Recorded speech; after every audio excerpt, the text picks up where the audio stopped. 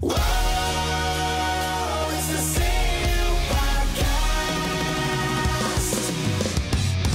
Whoa, it's the Sale Podcast.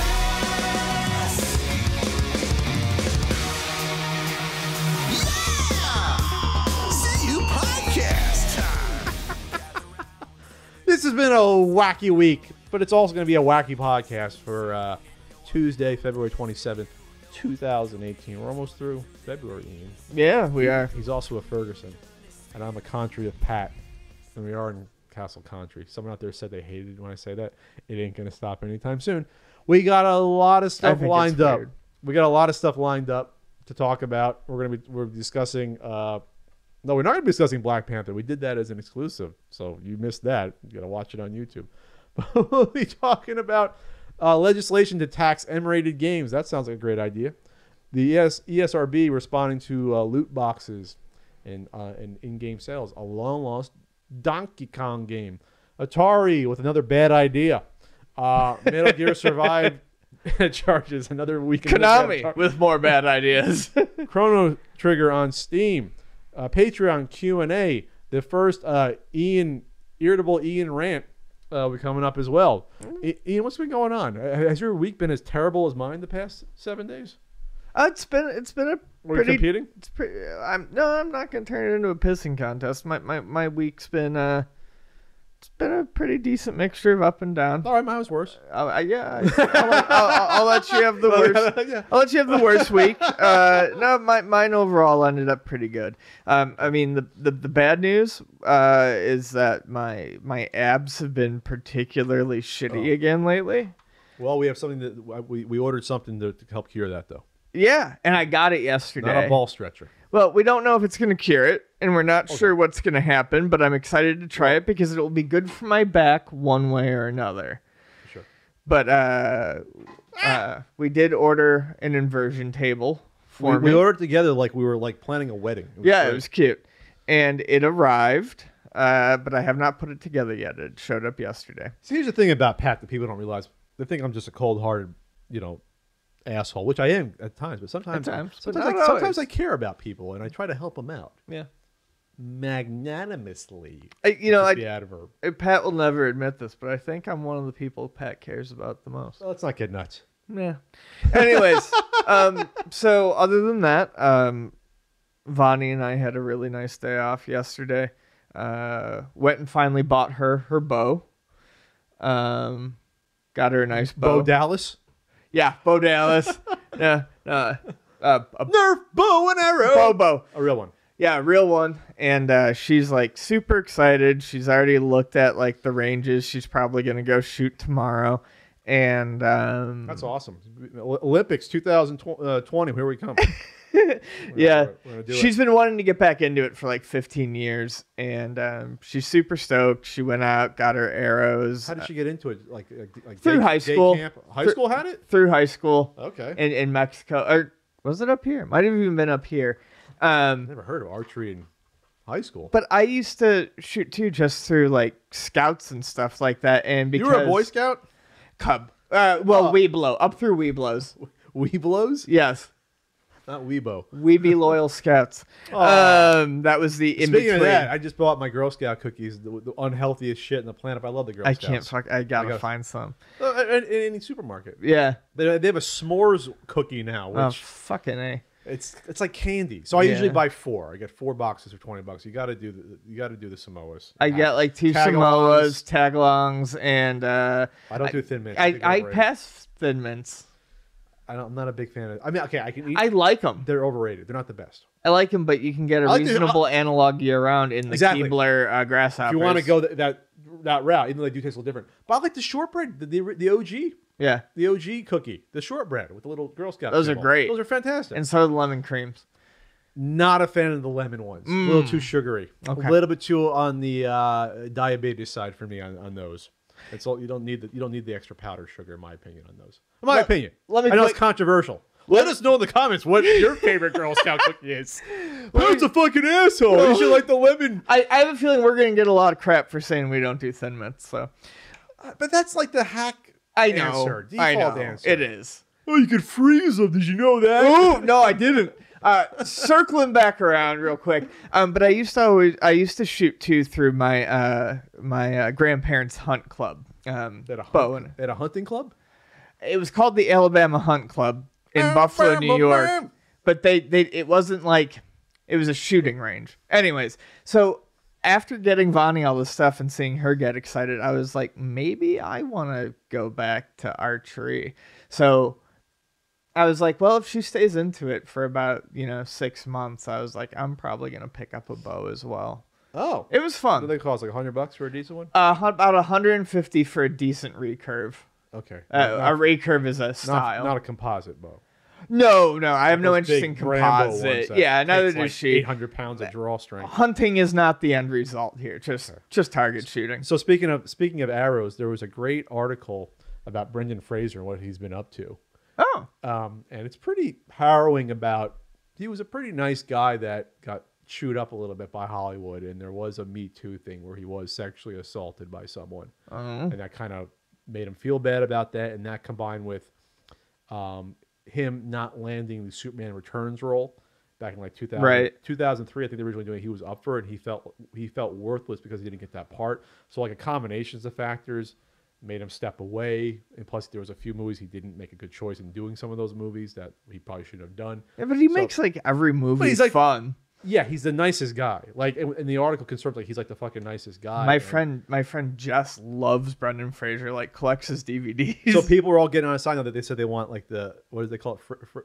Instead of Renaissance, like Fraser-ance or whatever they're trying to say. Like, because he's now starring in these series again, and he's getting back out there and like in smaller roles, and he's only like 47 or so. Yeah, he's not an old dude. You know, because when he was big in the mid 90s, he was only like 25. Yeah, at the he was time. young, and he was the biggest movie star on the planet.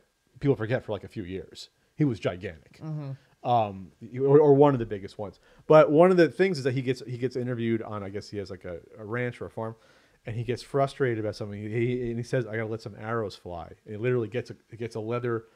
With the quills, like what's the holder for the arrows called? I don't know. Quills, quill holder, whatever.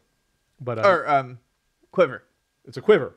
Quill's quiver. He goes outside and he hits 2 arrow bullseye by like 75 yards. Boom, boom. It's like, I feel better. He was frustrated with and then the Me Too thing comes out later. After that, and that was kind of unfortunate to hear that it affected him like that, and that. Derailed. It's fucked with many people's careers, but Brendan Fraser, it's like one of the guys you wouldn't expect that to happen to, like that. That's sad. And so about people, nice fucking guy. Hell, whenever Airheads is on, I have to watch some of it at least, and that movie's pretty fucking bad, but there's a charm to it with all the different characters. There is, yes. But it's a bad movie on its surface. You don't want to see that movie, unless you're like, okay, I'm in for some weird treat. Speaking of movies, Ian. How did we not know it was the 30th anniversary of Bloodsport? I did. How did my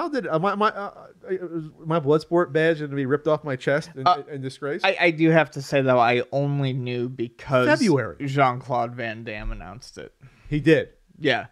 Is there going to be a director's cut? No, he just said it was yesterday. It's not like I knew that.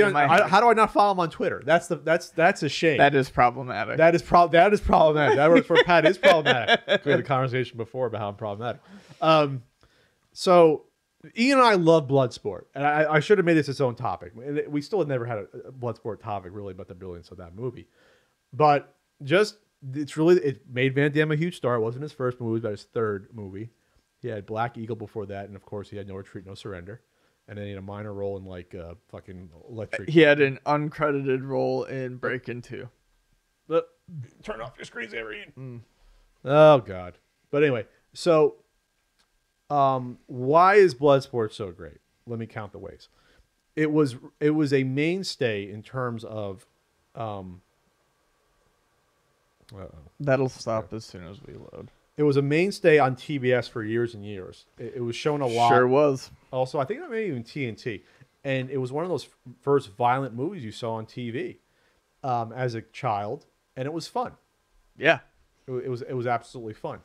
And I remember being shocked to see then they cut it out. They cut it out within a few years, but you see the guy getting kneed in the face and there's blood, and it's really an extremely overachieving movie for what it is. it should not have been as good as it was No. on paper. And behind the scenes, Van Damme had a lot to do with that. He helped re-edit the movie into something. He basically helped salvage the movie. It's probably his spare time. It's probably the best some money. depiction of a martial arts tournament. Yeah, I mean, one of the better ones. It tries to show the behind the scenes aspects of it, which is not Lots exactly of different fighters and styles. And they let that play out in a longer form way than most. You get to learn about other fighters and even kind of root for different fighters. You know who's going to end up in the end. But there's even side characters that show up. And I showed Ian the script, which I'm sure he's seen. But I'm sure he's read it for the third. No, he didn't read it yet. But even in the script, they did a good job establishing the different fighter types in the movie. Like, the one guy, like the sumo guy, and you have the Brazilian fighter, Paradis, who's in real life is Van Damme's friend. Yeah, Paco. Who ends up, not Paco. Oh, Paco's another one. I was just going to say, I'm just naming him. Paco was fucking awesome. I saw Paco in a random movie one time. I went nuts. I love Paco. A Muay Thai fighter, and you didn't see that or know about that, especially in the late 80s. And it's just a great. Obviously, you have Jackson's character played by what's his name from Revenge of the Nerds, and I should have the IMDb in front of me, and I don't. He's dead. What? That guy died. Jackson. He died? Yeah, Jackson's dead. Are you serious? Almost positive. No, Ian. Come on, really? Look it up, man. I'm gonna look it up. I'm looking it up right now. And of course, you have the great Forrest Whitaker in a pivotal role. I love Forrest Whitaker. And this is Whitaker coming off of like Good Morning Vietnam and Platoon, by the way. So it's like he's doing all these heavy movies, and then he does Bloodsport at the same time just to get paid. Maybe he was hanging out after Platoon was finished. And he's like, I'll just go up and just film it in Hong Kong real quick, or wherever they actually filmed it. It's bizarre. What I love about Forrest Whitaker... Donald Gibb. Yeah. What I love about... He's still alive. Oh, is he? Yeah. Oh, well, thank heavens. He's 64. Oh. He's 64. Sure. All right. Well, he's not. What are you going to say about Bloodsport? Before we go off the rails here. Can't remember. Roy Cha was Senzo Tanaka, who, if you've seen Japanese movies like